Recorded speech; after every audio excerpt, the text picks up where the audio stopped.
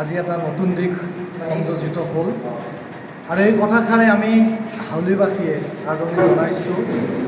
লগতে এইটো জনাবলৈ পাই আনন্দিত হৈছোঁ যে হাউলিত যে বহুদিনীয়া এক অভাৱ, সংগীতৰ ক্ষেত্ৰত বাঁহীবাদকৰ অভাৱ, ঠিক তেনেকৈ ভাল গীটাৰিষ্টৰ অভাৱ, আৰু এটা আমি আশা কৰিছোঁ, এটা সপোন দেখিছোঁ যে আজিৰ এই অনুষ্ঠানটোৰ জৰিয়তে যি জংকাৰ মিউজিক স্কুল হাউলিত আজিৰে পৰা আৰম্ভ হৈছে, আৰু সেই জংকাৰ মিউজিক স্কুলৰ জৰিয়তে বাঁহী বাদকৰ যি অভাৱ, গীটাৰিষ্টৰ অভাৱ, তবলা বাদকৰ আৰু অধিক তবলা বাদকৰো কিছু সৃষ্টি হ'ব, এনেকুৱা সুন্দৰ পবিত্ৰ উদ্দেশ্য আগত ৰাখি পেলাই হাউলিত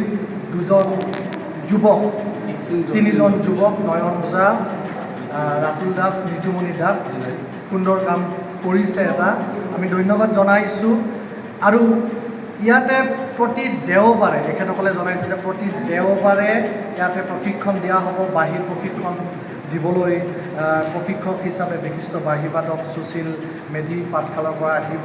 ঠিক তেনেকৈ তবলাত বৰপেটাৰ বলভদ্ৰ পাটোৱাৰী, গীটাৰত বৰপেটাৰ তপন দাস, তিনিওগৰাকী বিশিষ্ট বাদ্যযন্ত্ৰী শিল্পীয়ে আহি পেলাই হাউলিৰ নতুন প্ৰজন্মৰ যিসকল আগ্ৰহী প্ৰশিক্ষাৰ্থীসকলক প্ৰশিক্ষণ দিব। আৰু এনেদৰেই হাউলিৰ যি সংগীতৰ যি মাত্ৰা বৃদ্ধি হ'ব, সংগীতে এক নতুন গতি পাব, এই আশা ৰাখিছোঁ। পুনৰবাৰ নয়ন ওজা, ৰাতুল দাস, নিতুমণি দাসক ধন্যবাদ জনাইছোঁ। জংকাৰ মিউজিক স্কুল ইয়াতে আয়োজন কৰাৰ বাবে। নিতুমণি দাস, নয়ন ওজা আৰু আমি ৰাতুল দাস, আমি তিনিজন মিলি আমি বহুদিন আগৰ পৰা ভাবি আছিলোঁ যে এখন মিউজিক স্কুল দৰকাৰ। মিউজিক বুলিলে প্ৰথম অৱস্থাত আমি ভাবিছিলোঁ যে অকল বাঁহীৰ আমি এখন স্কুল খুলিম, মাথো বাঁহী, কাৰণ আমাৰ ইয়াত বাঁহীৰ বাদক খুব কম, প্ৰায় নাই বুলি ক'লেও ভুল নহয়। পিছত ভাবিলোঁ যে আমাৰ গীটাৰ শিকাৰ কাৰণে বহুত আগ্ৰহী, তবলা শিকাৰ কাৰণে বহুত আগ্ৰহী, বা অন্যান্য মিউজিক শিকাৰ কাৰণে বহুকেইজন ষ্টুডেণ্ট আমাৰ ওচৰত আহিছে, আমাক কৈছে।